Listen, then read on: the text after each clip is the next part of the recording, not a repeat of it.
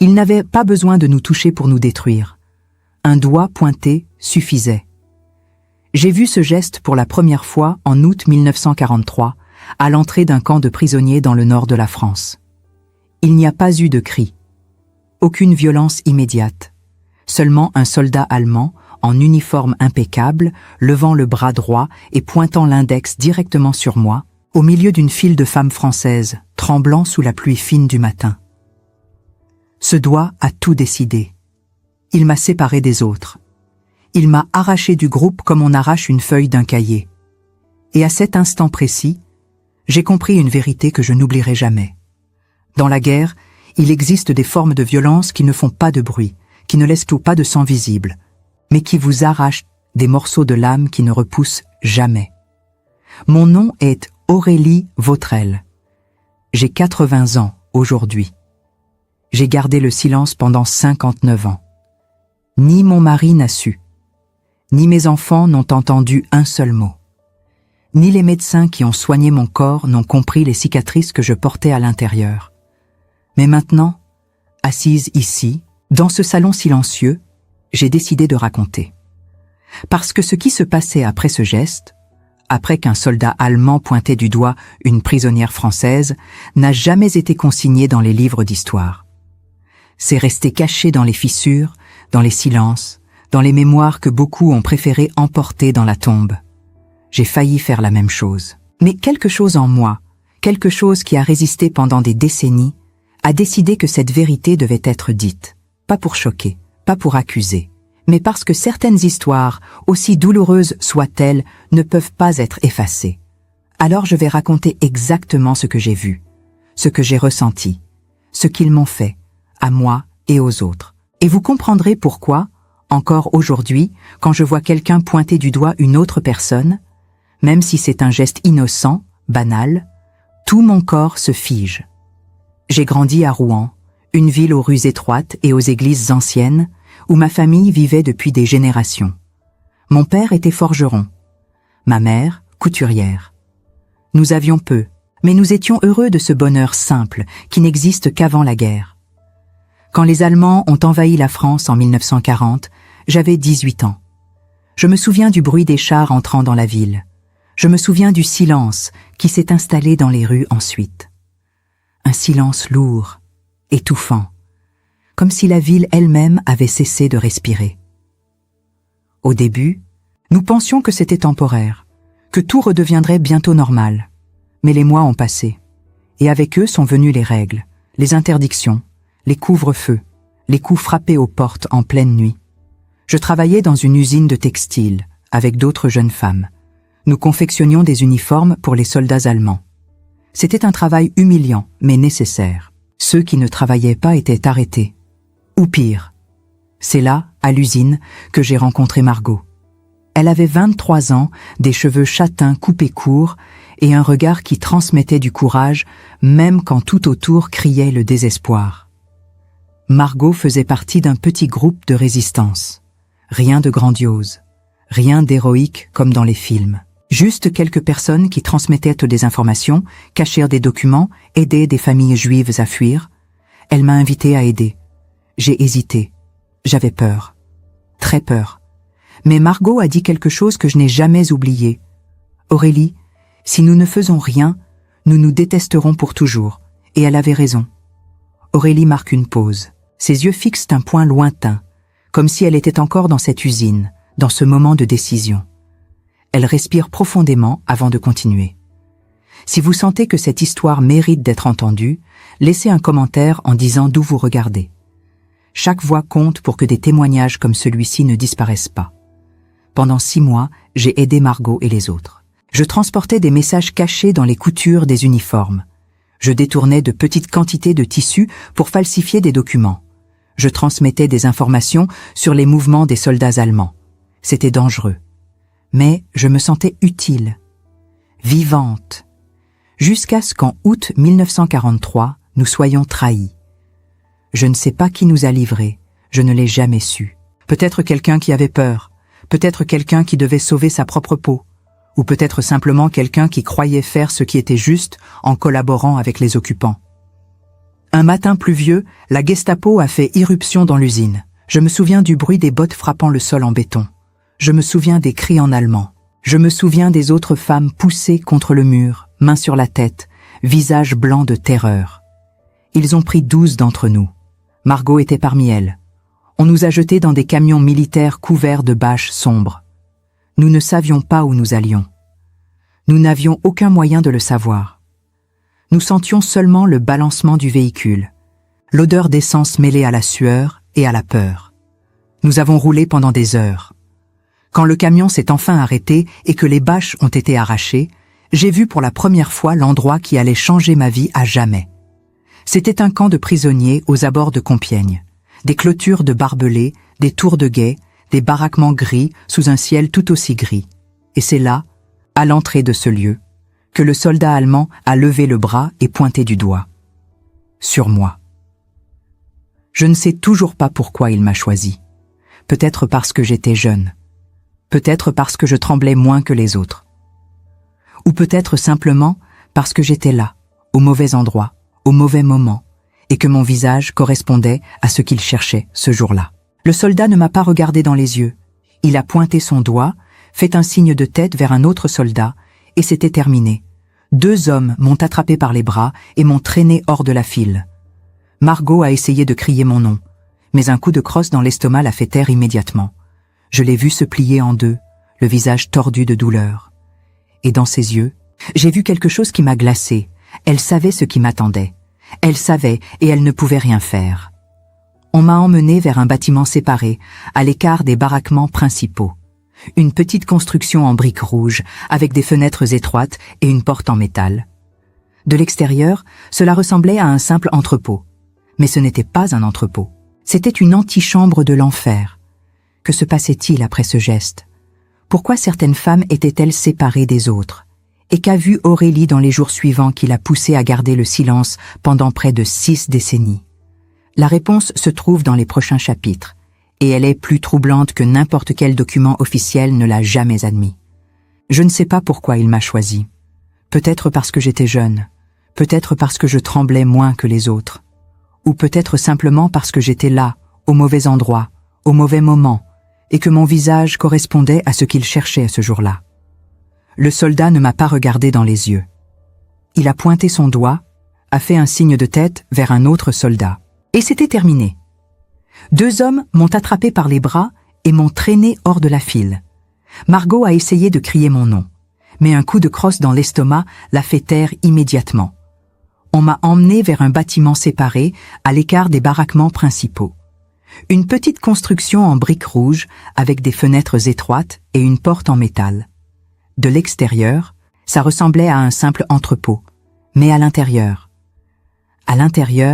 il y avait des rangées de lits métalliques, des draps blancs tachés, une odeur de désinfectant mélangée à quelque chose de plus sombre, de plus organique, que je ne pouvais pas identifier.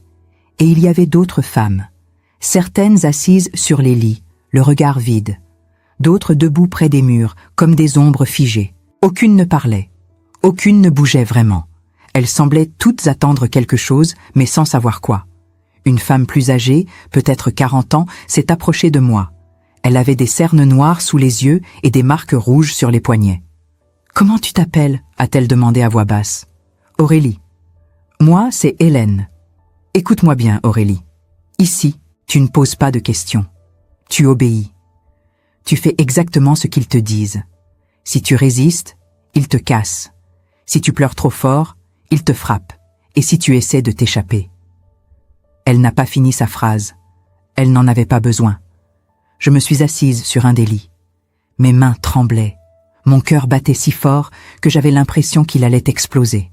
Et puis, la porte s'est ouverte. Un officier allemand est entré, accompagné d'un médecin en blouse blanche. Ils ont parcouru la pièce du regard, inspectant chaque femme comme on inspecte du bétail. Le médecin s'est arrêté devant moi. Il a soulevé mon menton avec ses doigts gantés, a examiné mes dents, mes yeux, mes mains. Il a noté quelque chose sur un carnet. Puis il a dit quelque chose en allemand à l'officier. Ils ont ri. Je n'ai pas compris les mots, mais j'ai compris le ton. Et ça a suffi pour que mon sang se glace. Ce soir-là, j'ai appris ce que signifiait vraiment être sélectionné. On nous a fait monter dans un autre camion. Cette fois, nous étions 7, toutes jeunes, toutes françaises, toutes silencieuses. Le trajet a duré moins d'1 heure. Quand nous sommes arrivés, j'ai vu un bâtiment plus grand, mieux entretenu que les baraquements du camp. Il y avait des lumières allumées à l'intérieur. De la musique jouait. Une musique douce, presque élégante, comme dans un restaurant chic. Mais ce n'était pas un restaurant. C'était un bordel militaire, un soldatenbordel, comme ils l'appelaient. Un lieu où les soldats allemands venaient se détendre après leur mission. Et nous étions là pour les servir. Je me souviens de la sensation de mes jambes qui refusaient d'avancer, de la main d'Hélène qui m'a poussé doucement dans le dos. « Avance », a-t-elle murmuré. « Si tu t'arrêtes, il te traîne. » On nous a fait entrer dans une grande salle avec des canapés rouges, des rideaux épais et des lampes tamisées. Il y avait des soldats partout. Certains buvaient, d'autres fumaient, d'autres encore nous observaient avec des yeux froids, calculateurs. Une femme allemande, grande et sèche, vêtue d'un uniforme strict, nous a alignés contre le mur. Elle nous a examinés une par une, ajustant nos cheveux, vérifiant nos vêtements. Puis elle a commencé à nous attribuer des numéros. J'étais le numéro 7. Je ne vais pas décrire en détail ce qui s'est passé cette nuit-là. Certaines choses sont trop lourdes pour être mises en mots. Certaines images restent gravées dans la chair, pas dans le langage. Mais je vais dire ceci, ce n'était pas de la violence brute, ce n'était pas des coups, des cris, du chaos, c'était pire. C'était méthodique, organisé, presque bureaucratique. Chaque soldat avait son tour, chaque femme avait son rôle. Tout était réglé comme une machine bien huilée, comme une usine de production où nous étions les matières premières. Et le pire, c'est qu'on nous forçait à sourire, à prétendre que tout allait bien, à jouer un rôle, à faire semblant d'être consentantes, même quand nos corps se raidissaient de dégoût, même quand nos esprits hurlaient silencieusement. Parce que si nous ne jouions pas le jeu, si nous montrions notre vraie peur, notre vraie douleur, il devenait violent. J'ai appris ça très vite. Une des filles, une jeune fille de 19 ans nommée Simone, a pleuré pendant qu'un soldat la touchait. Il l'a giflée si fort qu'elle est tombée du lit. Puis, il l'a traînée par les cheveux hors de la pièce. On ne l'a jamais revue. Les jours suivants se sont fondus en une sorte de brouillard. Le temps n'existait plus vraiment. Il n'y avait que des cycles. Être emmené, être utilisé, être ramené, dormir quelques heures, recommencer. Hélène m'a appris à survivre. Ne les regarde jamais dans les yeux, disait-elle. Ne montre jamais de colère. Ne montre jamais de peur. Sois neutre, vide, comme une poupée. C'était horrible, mais c'était efficace. J'ai appris à éteindre mon esprit, à me détacher de mon propre corps, à imaginer que ce n'était pas vraiment moi qui vivais ça, mais quelqu'un d'autre, une autre Aurélie, dans un autre monde. Certaines femmes n'y arrivaient pas. Elles s'effondraient. Elles pleuraient sans arrêt. Elles refusaient de manger. Et elles disparaissaient. Parce que dans ce système, nous n'étions utiles que tant que nous fonctionnions. Dès que nous devenions défectueuses, on nous remplaçait. Un soir, environ 2 semaines après mon arrivée, quelque chose d'étrange s'est produit. Un officier allemand est entré dans la salle. Pas un simple soldat. Un homme plus âgé, avec des cheveux gris et des lunettes rondes. Il portait un uniforme impeccable et une sacoche en cuir sous le bras. Il m'a regardé. Puis il a fait signe à la femme allemande qui nous supervisait. Elle, a-t-il dit en me montrant du doigt. Mon cœur s'est arrêté. On m'a emmené dans une petite pièce à l'arrière du bâtiment.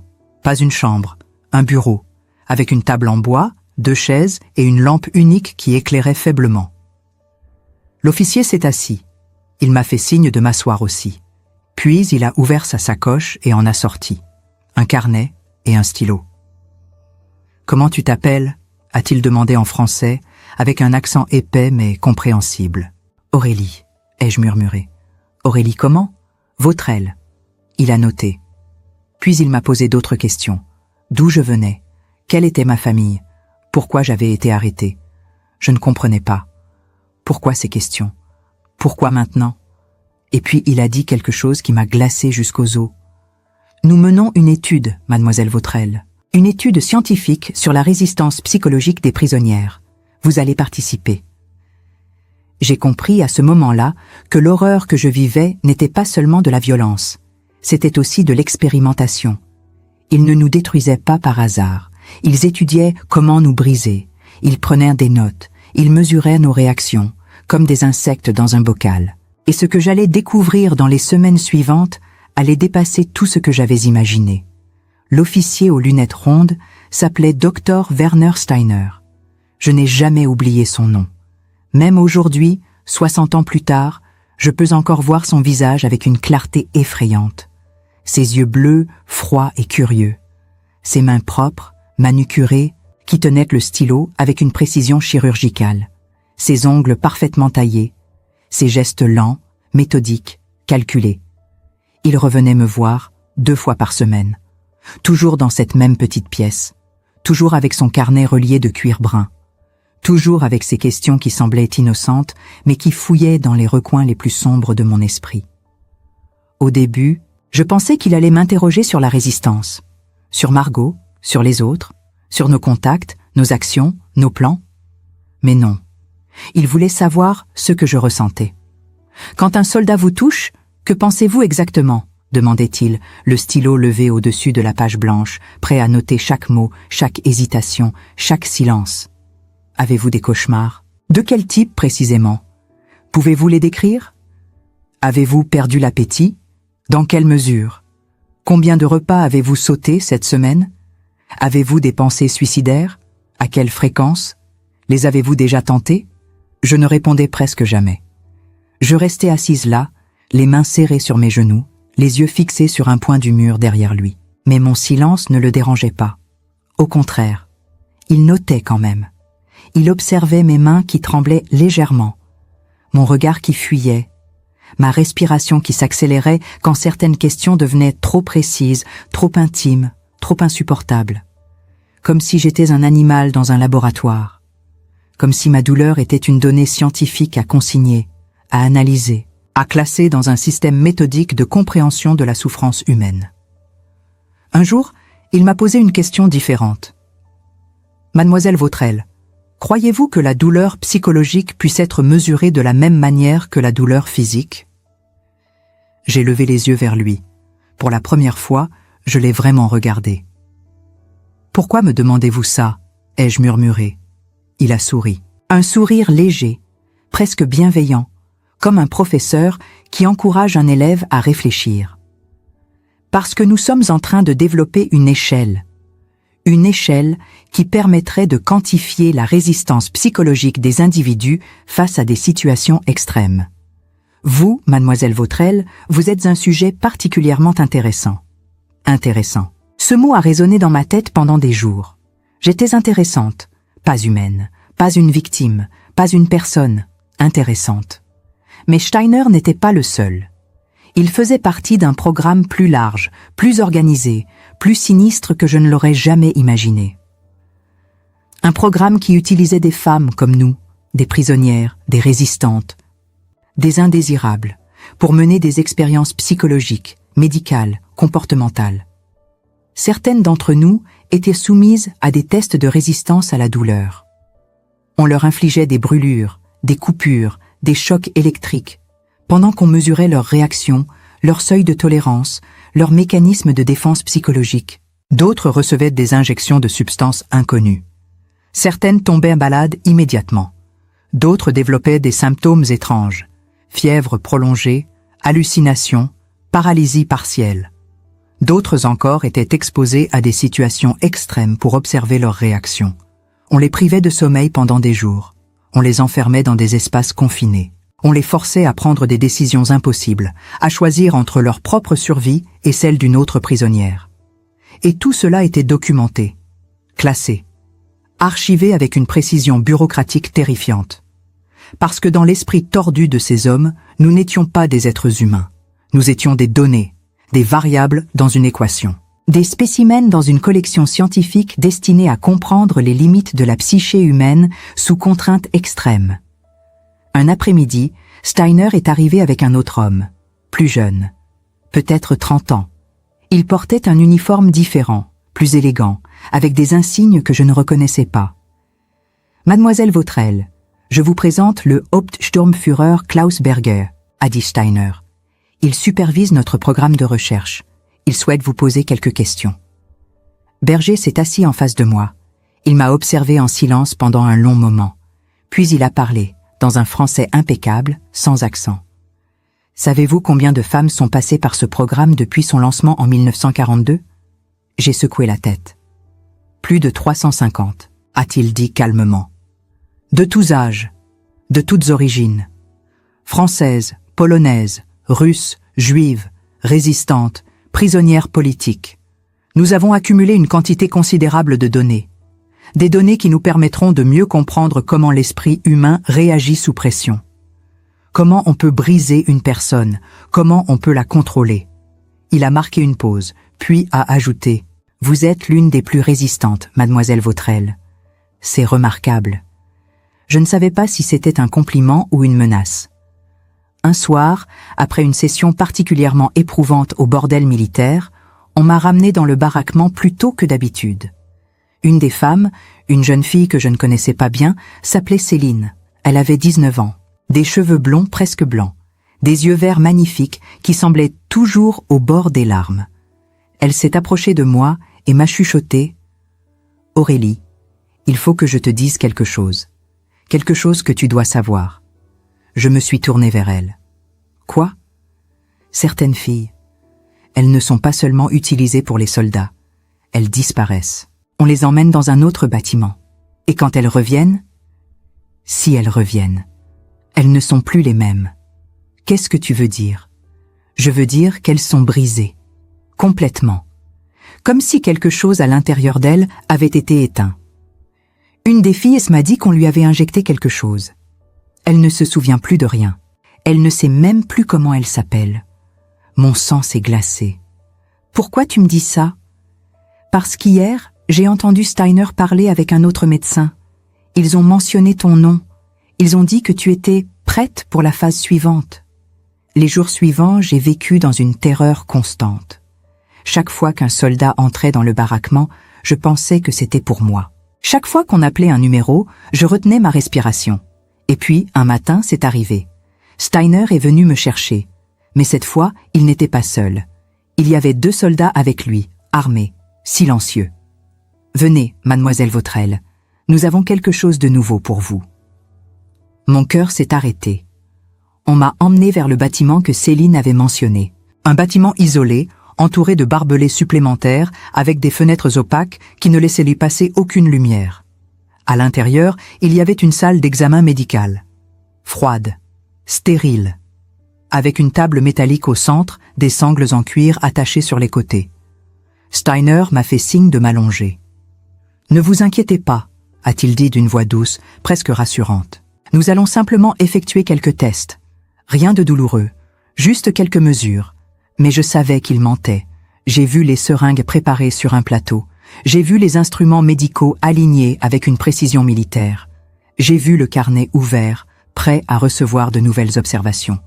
Et j'ai compris que si je m'allongeais sur cette table, je ne reviendrais peut-être jamais.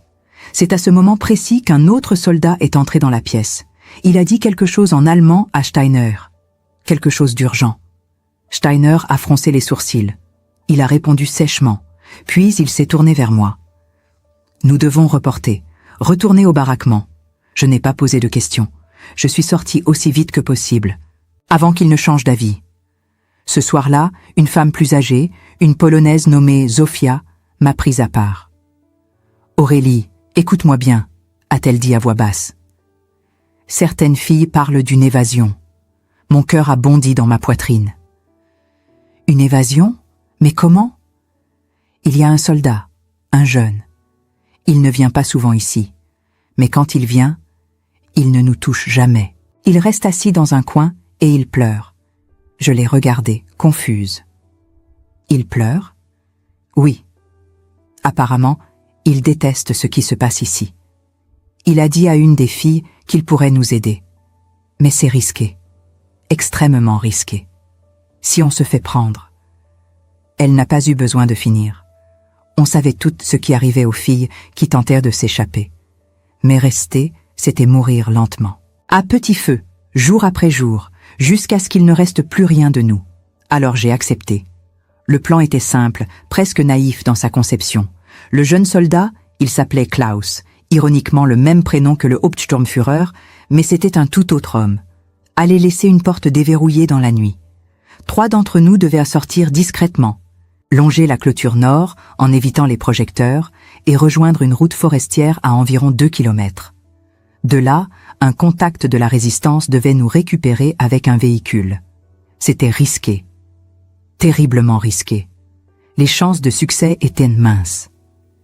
Mais c'était notre seule chance. La nuit choisie est arrivée.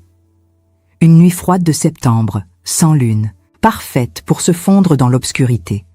Hélène, une autre fille nommée Pauline, et moi, nous nous sommes levés en silence, nos cœurs battant à tout rompre.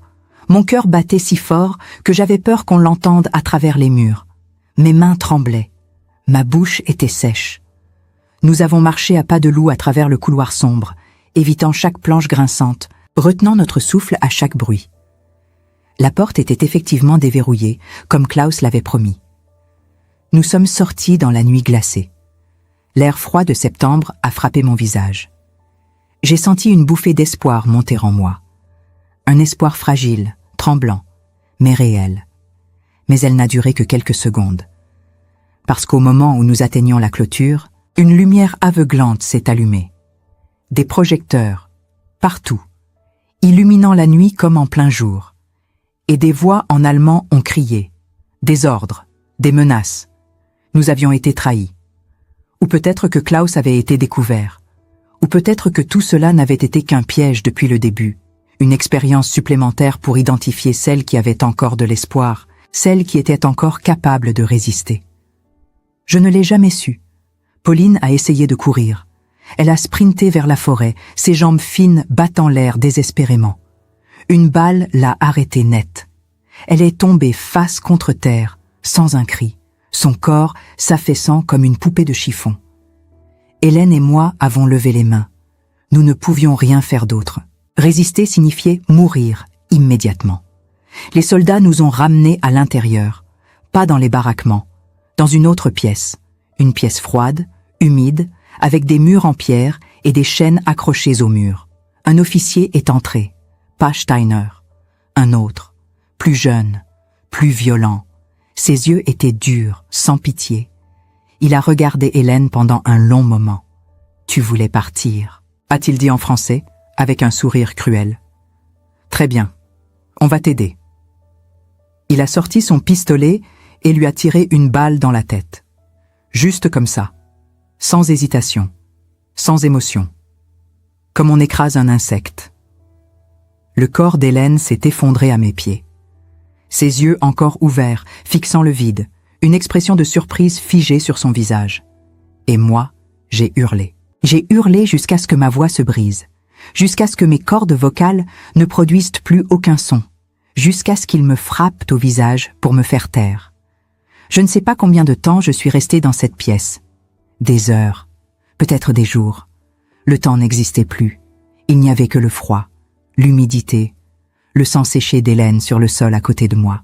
Quand ils m'ont finalement ramené dans le baraquement, j'étais vide. Il ne restait plus rien en moi, ni colère, ni peur, ni espoir, ni même tristesse. Juste un vide immense, froid, silencieux, comme si mon âme avait été aspirée hors de mon corps. Steiner est revenu me voir quelques jours plus tard. Il s'est assis en face de moi, a ouvert son carnet et a demandé, comme si de rien n'était, « Comment vous sentez-vous après cet événement, mademoiselle Vautrelle ?» J'ai levé les yeux vers lui. Et pour la première fois depuis longtemps, je lui ai répondu. Ma voix était rauque, brisée, mais les mots sont sortis. « Je me sens morte. » Il a souri. Un sourire léger, presque satisfait, comme un scientifique qui vient de confirmer une hypothèse. Puis il a noté quelque chose dans son carnet. Ses doigts bougeaient avec fluidité, remplissant la page de son écriture soignée. Et je me suis demandé combien d'autres femmes avaient prononcé ces mêmes mots avant moi. Mais je n'étais pas morte. Pas encore. Quelque chose en moi refusait de s'éteindre complètement. Une petite flamme, presque invisible, mais obstinée. Et ce quelque chose allait me sauver. C'est étrange, la façon dont le corps humain s'adapte à l'horreur. Au bout d'un certain temps, même l'insupportable devient routine. Même la douleur devient familière. Vous cessez de lutter. Vous cessez de penser. Vous devenez une machine qui fonctionne par réflexe. C'est ce qui m'est arrivé après la mort d'Hélène. Je me levais, je faisais ce qu'on me disait, je retournais me coucher. Et le lendemain, je recommençais. Les jours se sont fondus en semaines, les semaines en mois. Et puis, un matin de novembre 1943, quelque chose a changé. Un convoi de prisonniers est arrivé au camp. Des hommes, cette fois. Des résistants capturés dans le sud de la France. Parmi eux, il y avait un médecin français. Il s'appelait Dr Lucien Moreau. Les Allemands avaient besoin de lui. Une épidémie de typhus s'était déclarée parmi les prisonniers, et ils voulaient éviter qu'elle se propage aux soldats. Lucien a été autorisé à travailler dans l'infirmerie du camp, et c'est là que nos chemins se sont croisés. J'avais été envoyé à l'infirmerie après m'être évanoui pendant une session avec un soldat. Je n'avais rien mangé depuis 2 jours. Mon corps avait simplement lâché. Lucien m'a examiné. Il a pris mon pouls, vérifié mes pupilles, palpé mon abdomen. Puis il a dit quelque chose que je n'avais pas entendu depuis des mois. « Vous êtes très faible, mademoiselle. Il faut vous nourrir. Je vais demander une ration supplémentaire. » Sa voix était douce, humaine. J'ai levé les yeux vers lui, et j'ai vu quelque chose dans son regard, quelque chose que je n'avais pas vu depuis longtemps. De la compassion. Lucien est devenu mon allié, discrètement, prudemment. Il me faisait venir à l'infirmerie sous prétexte de contrôles médicaux. Là, il me donnait de la nourriture cachée, du pain, parfois un bout de fromage, une fois une pomme. Et il me parlait. « Vous devez tenir, Aurélie, disait-il. La guerre ne durera pas éternellement. Les Alliés avancent. Les Allemands commencent à perdre du terrain. » Je voulais le croire. Mais c'était difficile. Tellement difficile. Un jour, Lucien m'a dit quelque chose qui m'a fait comprendre qu'il préparait quelque chose. « Aurélie, si je vous disais qu'il existe une possibilité de sortir d'ici, mais que c'est extrêmement dangereux, que feriez-vous » Mon cœur s'est mis à battre plus vite. « Je prendrai le risque ?» Il a hoché la tête. « Bien. Alors, écoutez-moi attentivement. » Le plan de Lucien était audacieux. Il avait établi un contact avec un groupe de résistants locaux. Ils avaient réussi à infiltrer un homme parmi les chauffeurs de camions qui livraient des fournitures au camp. Ce chauffeur pouvait cacher quelqu'un dans son camion. Une seule personne. Une seule fois. Lucien m'avait choisi. « Pourquoi moi ?» ai-je demandé, incrédule. « Parce que vous êtes jeune, parce que vous êtes forte, même si vous ne le voyez pas.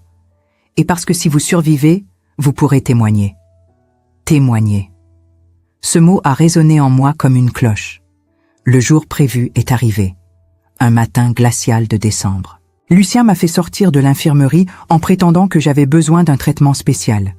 Il m'a conduite vers la zone de livraison, là où les camions déchargeaient les marchandises. Le chauffeur était là, un homme d'une 50aine d'années, au visage buriné.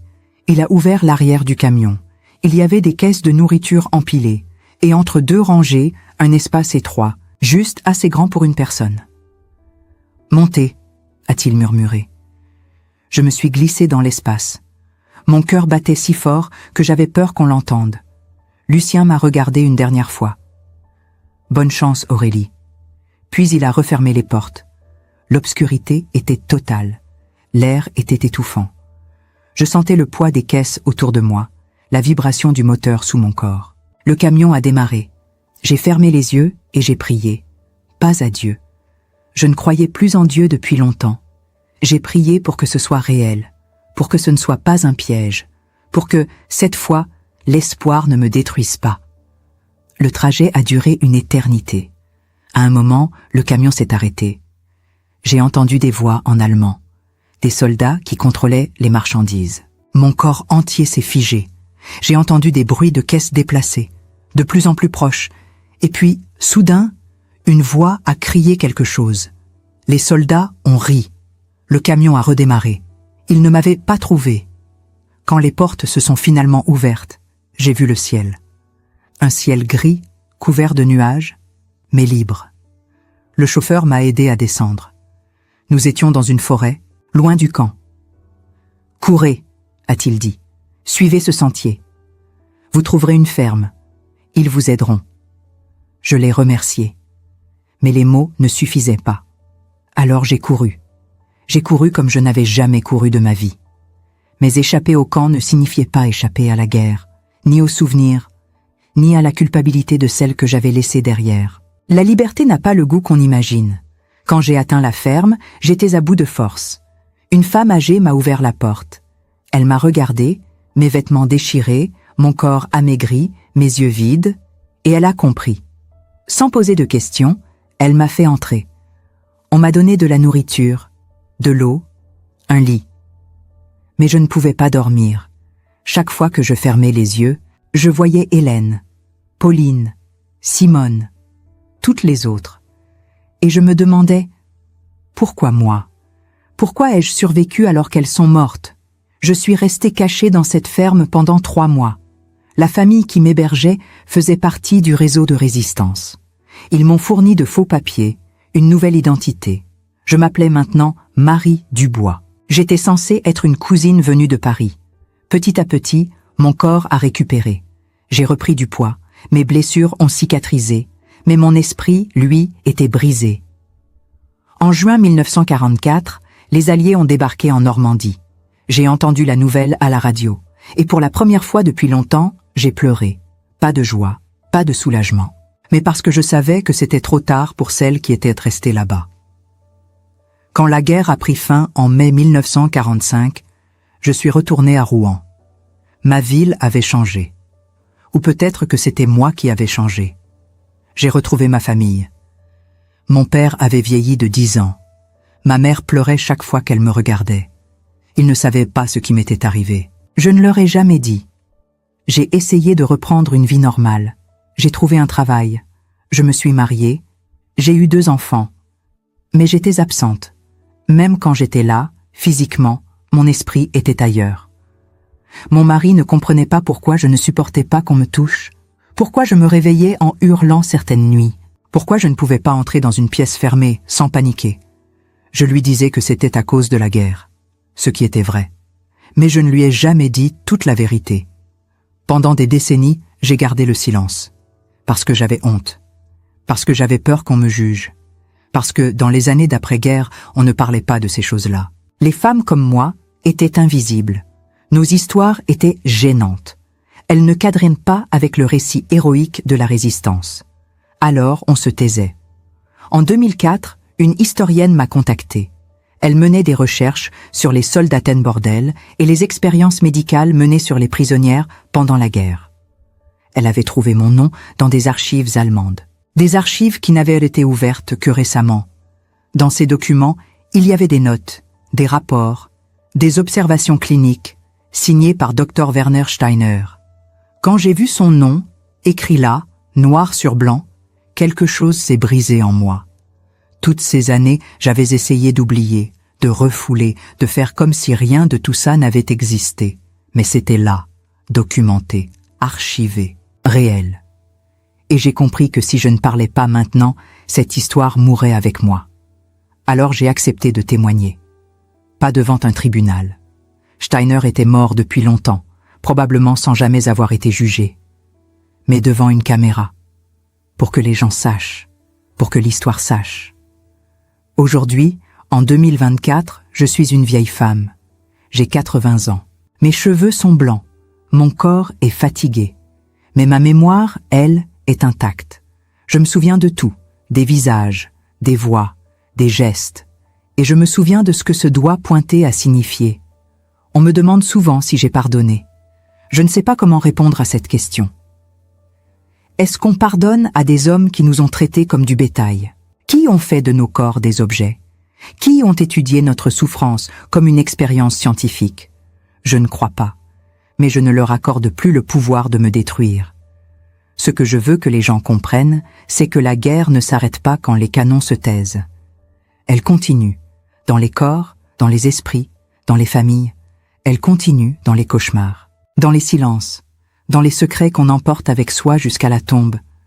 Margot n'a jamais été retrouvée. Je ne sais pas ce qui lui est arrivé. Peut-être qu'elle a été exécutée. Peut-être qu'elle est morte de maladie. Peut-être qu'elle a simplement disparu, comme tant d'autres. Hélène est morte devant mes yeux. Pauline aussi. Simone, je ne l'ai jamais revue après cette nuit où elle a été traînée hors de la pièce. Et moi, je suis là. Je ne sais pas pourquoi j'ai survécu. Je ne crois pas que ce soit parce que j'étais plus forte, ou plus courageuse, ou plus méritante. Je crois simplement que j'ai eu de la chance. Une chance terrible, absurde, injuste. Alors je raconte. Je raconte pour celles qui ne peuvent plus le faire. Je raconte pour que leur nom ne soit pas effacé. Je raconte pour que, peut-être, quelqu'un, quelque part, comprenne ce que signifie vraiment survivre à l'enfer. Et je raconte pour vous poser une question. Une question que je me pose depuis 60 ans et à laquelle je n'ai toujours pas de réponse. Si vous aviez été à ma place, qu'auriez-vous fait? Auriez-vous gardé le silence, comme moi, pendant des décennies? Ou auriez-vous trouvé la force de parler plus tôt? Et surtout, comment vit-on après avoir survécu à quelque chose qui aurait dû nous tuer? Je ne sais pas. Mais ce que je sais, c'est que tant que je respire, tant que ma voix fonctionne, je continuerai à témoigner. Parce que l'oubli est une seconde mort, et je refuse de les laisser mourir 2 fois. Aurélie s'arrête. Ses mains tremblent légèrement. Elle regarde la caméra avec des yeux qui ont porté ce poids pendant près de 6 décennies. Ce n'est pas de la colère dans son regard. Ce n'est pas de la haine. C'est quelque chose de plus profond, de plus lourd. C'est la mémoire qui refuse de mourir, même quand tout le reste a essayé de l'enterrer. Ce que vous venez d'entendre n'est pas une fiction. Ce ne sont pas des mots écrits pour choquer ou émouvoir artificiellement. C'est le témoignage brut d'une femme qui a survécu à ce que l'histoire a préféré oublier. Des milliers de femmes comme Aurélie ont été effacées des livres. Leurs noms perdus dans les archives scellées, leur voix étouffée par le silence complice des décennies. Mais aujourd'hui, grâce à des récits comme celui-ci, nous avons le devoir de ne pas détourner le regard. Si ce témoignage vous a touché, si vous sentez que cette mémoire doit être préservée, nous vous demandons une chose simple mais essentielle. Abonnez-vous à cette chaîne. Activez la cloche de notification, parce que chaque abonné est une voix de plus qui dit « Je me souviens ». Chaque like est un acte de résistance contre l'oubli. Chaque partage permet à cette histoire d'atteindre quelqu'un qui, peut-être, en a besoin pour comprendre ce que signifie vraiment survivre. Mais plus important encore, laissez un commentaire. Dites-nous d'où vous regardez. Dites-nous ce que ce récit a éveillé en vous. Posez-vous cette question qu'Aurélie nous laisse. Si vous aviez été à sa place, qu'auriez-vous fait? Auriez-vous trouvé la force de parler, ou auriez-vous, comme elle, porté ce silence pendant des décennies? Il n'y a pas de bonne réponse. Mais la question, elle, doit être posée. Ces histoires ne doivent pas mourir avec celles qui les ont vécues. Elles doivent traverser les générations, non pas pour entretenir la douleur, mais pour nous rappeler que l'humanité est fragile, que la barbarie ne porte pas toujours un visage monstrueux, qu'elle peut être méthodique, bureaucratique, presque banale, et que c'est précisément pour cela qu'elle est si dangereuse. Aurélie a choisi de parler à 80 ans parce qu'elle savait que le temps lui était compté. Elle est partie 10 ans après cet enregistrement, emportant avec elle des détails que personne ne connaîtra jamais. Mais son témoignage reste, et tant que des personnes comme vous continueront à écouter, à réfléchir, à transmettre, elle ne sera jamais vraiment morte. Alors restez, commentez, partagez, abonnez-vous. Parce que chaque geste compte, et parce que la mémoire, contrairement au silence, ne devrait jamais être un fardeau solitaire. Elle doit être collective, elle doit être vivante, elle doit être nôtre.